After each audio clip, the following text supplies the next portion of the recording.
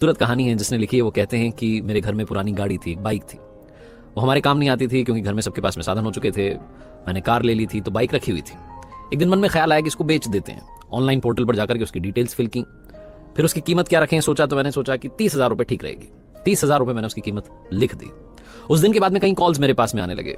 कोई इस गाड़ी की कीमत 15 बताता था, कोई 17 बताता था, कोई कहता था 22 ले लीजिए, कोई कहता था 25 ले लीजिए। 28 तक बात पहुंच चुकी थी, लेकिन वो 30 वाला कॉल आया नहीं था। मुझे लगता था मुझे 28 में शायद बेचनी पड़ेगी। तभी शाम के समय कॉल आया, बुजुर्ग आवाज थी। वो बुजुर्ग व्यक्ति कह रहे थे कि आपकी गाड़ी का विज्ञापन हमने देखा, बेटा बता रहा था, इंजीनियरिंग कर रहा है, आखिरी साल है, कभी पैदल गया है कॉलेज में, कभी बस से गया है, कभी धक्के खाते हुए गया है, कभी किसी की बाइक पर बैठ के गया है, लेकिन मेरे दिल में इच्छा है कि आखिरी साल में तो कम से कम अपनी गाड़ी से जाए। बाबू साहब ज्यादा पैसे नहीं है, लेकिन आपसे दरखास्त कर रहा था, बाइक आपकी अच्छी लग रही है और बच्चे को पसंद भी आई है। वो कह रहा है पापा यही वाली चाहिए, आपसे हाथ जोड़ के निवेदन है, थोड़ा सा समय दे दीजिए, मैं पैसे लेकर के आऊंगा पूरे और गाड़ी लेकर के जाऊंगा, आप किसी को दीजिएगा मत। ऐसा बोलकर के उन्होंने फोन काट दिया। मैं सोचने लगा कि उन्होंने ये भी नहीं कहा कि 15 में दे दीजिए, 18 में दे दीजिए, उन्होंने कहा पूरे पैसे लेकर के आऊंगा, लेके जाऊंगा। और उनकी आवाज से लग रहा था कि वो बहुत ज्यादा परेशानी में है, उनके पास में ज्यादा पैसे हैं नहीं। शाम का समय था, घर में संध्या आरती होने वाली थी।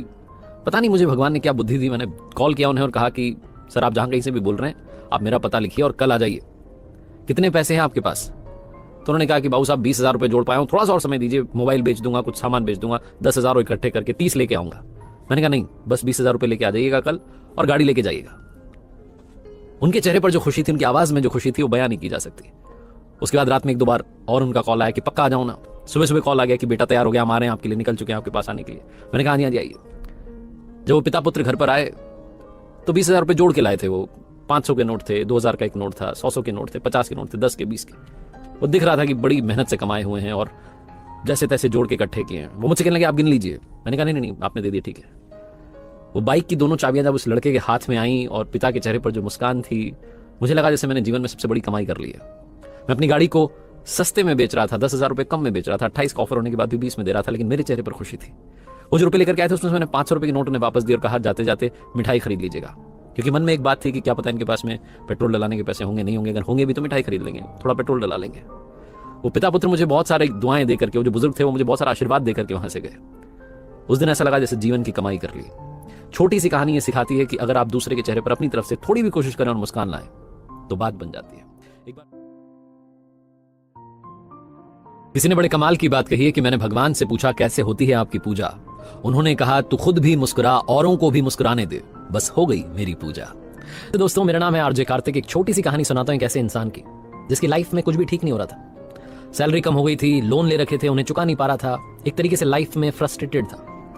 उस इंसान की आदत ये थी कि वो भगवान को नहीं मानता था, कभी पूजा पाठ में यकीन नहीं रखता था, विश्वास नहीं रखता था। बहुत हालत जब उसकी खस्ता होने लगी, दोस्तों से उसने सलाह लेना शुरू किया कि क्या करूं। तो एक दोस्त ने कहा कि भाई बुरा मत मानना, तुम भगवान को नहीं मानते हो, लेकिन मेरी सलाह मानो और भगवान श्री कृष्ण की पूजा करना शुरू कर दो, तुम्हारी जिंदगी में चेंजेस आना शुरू होंगे, पॉजिटिविटी आएगी, सकारात्मकता आएगी। उस व्यक्ति ने तब तो उस बात को आनाकानी करके टाल दिया कि चलो हटाओ, मैं अपने हिसाब से देखूंगा। उसे लगता था कि इंसान का कर्म ही इंसान को बनाता है, भगवान कुछ नहीं करते वो। लेकिन जब वो घर आया और घर आकर के विचार करने लगा, सोचने लगा अपनी लाइफ के बारे में, उसे लगा कि सब कुछ बुरा ही हो रहा है और पूजा करने में कौन सा घाटा है, करनी चाहिए। तो यही डिसाइड करके अगले दिन बाजार गया और भगवान श्री कृष्ण की एक मूर्ति, सुंदर सी मूर्ति खरीद के ले आया। घर में ला करके विधिवत तरीके से उसने स्थापना की, पूजा पाठ करना शुरू किया। महीना बीत गया, 2 महीने, 3 महीने, 6 महीने, साल बीत गया। बहुत मन से वो प्रार्थना कर रहा था लेकिन बात नहीं बन पा रही थी। पूजा करता था, बात नहीं बनती थी, वो गुस्सा भी आता था उसे। फिर अगले दिन पूजा करता तो थोड़ा क्रोध में करता कि ये क्या हो रहा है, मान ही नहीं रहे हो मेरी बात। 2 साल तक उसने सब किया, लेकिन जिंदगी में चेंज नहीं आया, जो चल रही थी वैसी चल रही थी। फिर एक दूसरे दोस्त के पास गया तो उसने सलाह दी कि भाई भगवान श्री कृष्ण की पूजा बंद करो और काली माँ की पूजा शुरू करो। काली माँ की मूर्ति खरीदो, वहां पूजा करना शुरू करो, तुम्हें देखना चेंजेस आएंगे लाइफ में। तो उसको लगा कि दूसरे दोस्त की सलाह भी मान लेते हैं। वो बाजार से काली माँ की मूर्ति ले आया। भगवान श्री कृष्ण की जो मूर्ति थी उसने ऊपर, जहां वो पूजा करता था उसके ऊपर एक टांड थी, अलमीरा थी, वहां पर रख दी। काली माँ की मूर्ति की विधिवत रूप से स्थापना कर दी, उनकी पूजा करने लग गया। 2-3 महीने, 4 महीने तक पूजा करता रहा, चेंजेस नहीं आ रहे थे। उसने सोचा क्या हो रहा है मेरी लाइफ में। फिर एक दिन उसके मन में ख्याल आया कि ये जो मैं काली माँ को अगरबत्ती लगाता हूँ, धूप बत्ती लगाता हूँ, ये जो धुआं ऊपर जाता है, ये भगवान श्री कृष्ण भी तो सूंघते होंगे। एक काम करता हूँ, कपड़े से उनका मुंह बांध देता हूँ। उसने बच्चे को आवाज दी, कपड़ा मंगवाया, सीढ़ी मंगवाई, ऊपर चढ़ा और जैसे ही भगवान श्री कृष्ण की मूर्ति का मुंह बांधने वाला था, भगवान ने उसका हाथ पकड़ लिया।